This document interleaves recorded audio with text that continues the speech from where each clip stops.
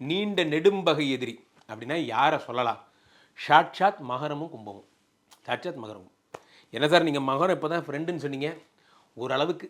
ஆனால் எந்த கும்பத்தை லாஸ்ட் ஆப்ஷனாக வச்சுக்கோங்க, லாஸ்ட் ஆப்ஷன். ஏன்னா அதில் பாதகாதிபதி சனி பாதகாதிபதி சனியினுடைய ஆட்சி, அங்கே தான் ஆட்சி பெறுகிறார் கும்பத்தில்.